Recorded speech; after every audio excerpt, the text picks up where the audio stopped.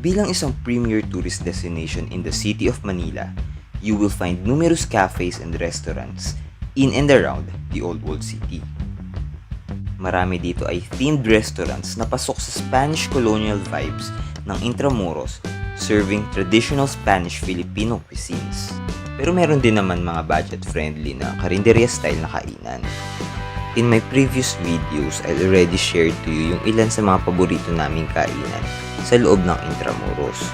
So pumili ako ng 10 mula dito and then I rank my personal top 10 na kainan sa Intramuros. Let me just reiterate na itong isi-share ko na top 10 ay base sa personal preference ko ha. Therefore, this is highly subjective, mainly based sa personal taste and dining experience namin. If you are new to this vlog pala, let me invite you to please subscribe to my channel. Help me reach my first 1,000 subscribers. Huwag na natin to patagalin, here is my top 10 restaurants in Intramuros. At number 10, Fried Rich Spicy Chicken. Makikita yung stall nila sa wall mismo along Moralia Street sa tapat ng Lyceum. Maliit lang yung lugar nila pero may alfresco dining. Konti lang yung seats kaya madalas silang mapuno lalo na kung lunchtime. Dahil yung rate nila ay closer to budget friendly at ang lapit lang din nila sa mga university, mas patok itong fried rich chicken sa mga estudyante. Simple lang yung menu nila. They have chicken dishes in 4 different flavors. Merong creamy, may Hawaiian, may curry, at yung pinakasikat nga nila, yung spicy chicken. Malalaki yung serving ng chicken nila kaya for sure mabubusog ka with extra rice.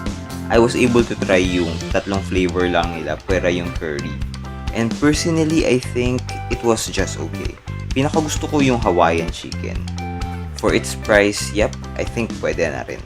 At number 9, Vitans. Kung street food ihaw-ihaw ang hanap mo sa Intramuros, Vitan is the right place. Makikita yan dito sa Victoria Street near Cabildo. Bale, isa itong Vitan sa hilera ng mga karinderya o street food na nagbebenta ng mga super affordable meals na patok din sa mga estudyante. Napakasarap ng barbecue dito, super juicy and tender. Pati yung isaw tsaka yung tenga, masarap din. Pero kung ayaw mo ng ihaw-ihaw, meron din silang mga lutong ulam na turo-turo style and very affordable din.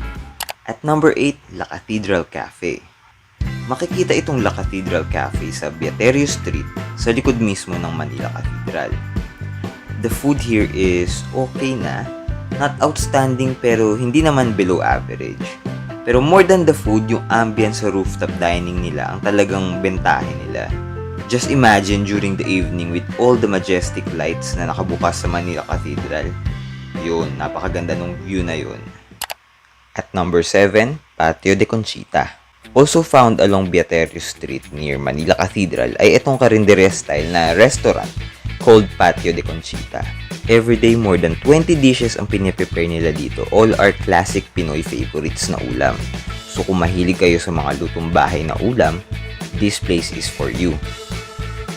Nasa low to mid-range ang presyo ng mga meals dito na talagang patok sa mga namamasyal at empleyado sa paligid ng Intramuros. Tuwing lunchtime actually they have this budget meal na meron ng kasamang kanin at 2 ulam. At top 6, Cathedral Food Avenue. Again, itong kainan na ito ay makikita sa Beaterio Street near Manila Cathedral. Actually, medyo confused ako sa theme ng restaurant na ito. Iba't iba kasi yung dishes na sinuserve nila. May Filipino, may Italian, may American.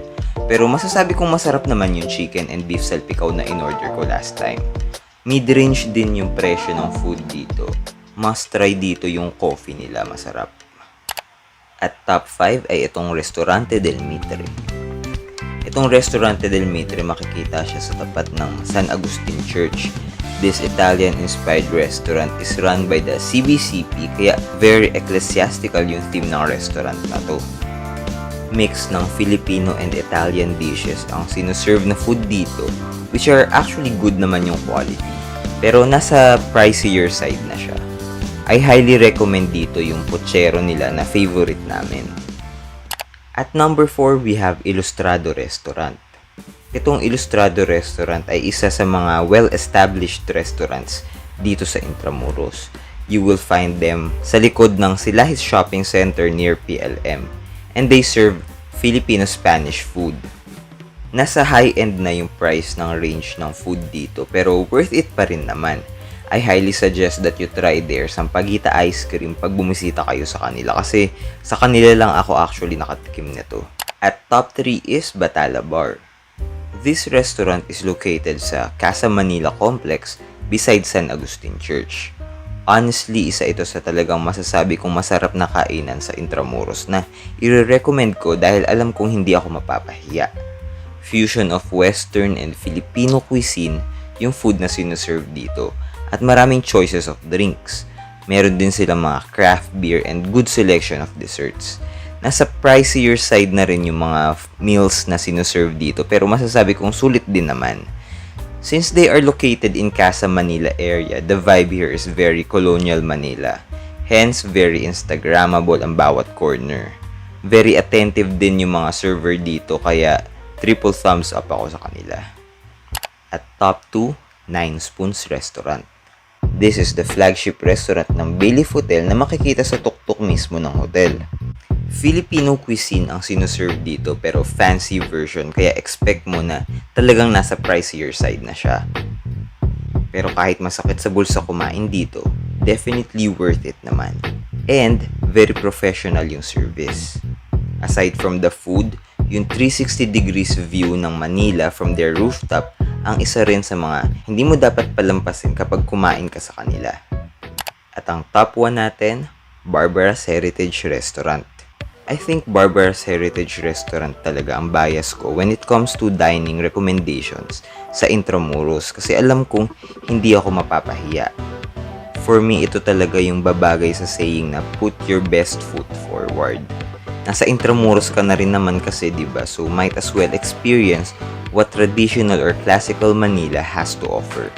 Bukod kasi sa masarap na traditional Spanish-Filipino cuisine na sinuserve dito, yung vibe sa loob mismo ng restaurant ay talagang mapapawaw ka para kang nag-time travel. May live music pa kaya talagang kumpleto recados.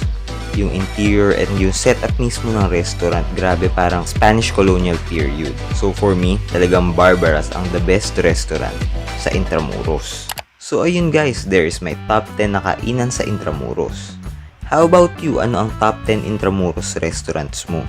Let me know in the comment section if you agree sa naging top 10 list ko. Or kung may masasuggest pa kayo na dapat itry kapag nasa Intramuros. That's it guys. I hope you enjoyed watching this video. Thank you for watching.